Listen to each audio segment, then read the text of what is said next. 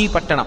అసలు కాశీ అని తలుచుకుంటే చాలు. పరమశివుడు పార్వతీదేవితో అంటాడు, ఓ పార్వతీ, కాశీపట్టణానికి ఉన్నటువంటి వైభవం ఏమిటో తెలుసా? సుదతి, పాపములకు ఎదుర్చుక్క కాశీ.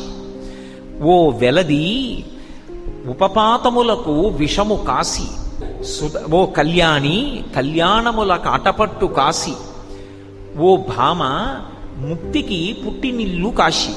కాశీపట్టణానికి ఉన్నటువంటి గొప్పతనం ఏమిటి అంటే, ఓ సుదతి, పార్వతీదేవిని పిలిచి అంటాడు, పాపములకు ఎదుర్చుక్క కాశీ. కాశీపట్టణం లోపలికి వెడుతుంటేనే రోమకూపములను ఆశ్రయించి ఉన్నటువంటి పాపరాశి పక్షి రూపంలో ఎగిరిపోయి చెట్లని పట్టుకుని ఉంటాయి.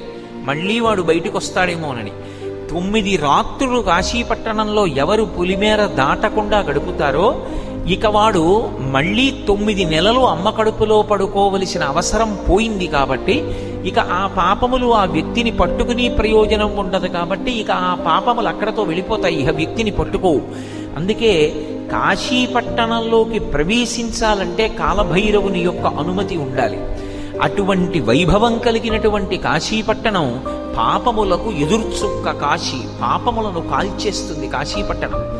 రెండవది, ఆ కాశీపట్టణానికి ఉండేటటువంటి గొప్పతనం ఏమి అంటే, అది ఉపపాతములకు విషము కాశీ.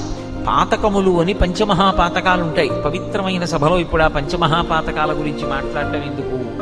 ఆ పంచమహాపాతకాలంత స్థాయి కాకపోయినా భయంకరమైన పాపాలుంటాయి, ఉపపాతకాలు అంటారు. ఆ ఉపపాతములకన్నిటికీ కూడా విషపు చుక్క కాశీ. అవన్నీ కూడా నశించిపోతాయి ఆ కాశీ పట్టణం లోపలికి ప్రవేశించినంత మాత్రం చేత. అంత గొప్పది. కాబట్టి ఉపపాతములకు విషము కాశీ. అంతేకాదు, భామ, కళ్యాణముల కాటపట్టు కాశీ. సమస్తమైన సుఖములను పొందడానికి కాశీపట్టణం యొక్క ప్రవేశం అంత గొప్పతనాన్ని ఇస్తుంది. కాశీపట్టణానికి వెళ్ళడం, కాశీలో ఉండడం, కాశీలో విశ్వనాథుణ్ణి, విశాలాక్షిని దర్శనం చేయడం అంత గొప్పవిగా చెప్పబడతాయి. మనం కోరక్కర్లేదు, కోరకుండానే మన జీవితంలో మనకి కావలసినటువంటి సమస్త సుఖములను కూడా కాశీపట్టణం ఇస్తుంది. అందుకే భామ, కళ్యాణముల కాటపట్టు కాశీ. అటువంటి కాశీలో మోక్షమునకు పుట్టినిల్లు కాశీ. అసలు కాశీపట్టణంలో మోక్షం పుట్టింది. ఆ కాశీ వెళ్ళినటువంటి వాడికి మోక్షం లభించకపోవడం అన్నది ఉండదు. కాశీపట్టణంలో శరీరం విడిచిపెట్టినటువంటి వాడికి పరమశివుడు వచ్చి తారక మంత్రాన్ని ఎలా ఉపదేశం చేస్తాడు, ఎలా మోక్షాన్ని ఇస్తాడు అన్న విషయాన్ని నిన్ననే నేను మీతో మనవి చేసి ఉన్నాను.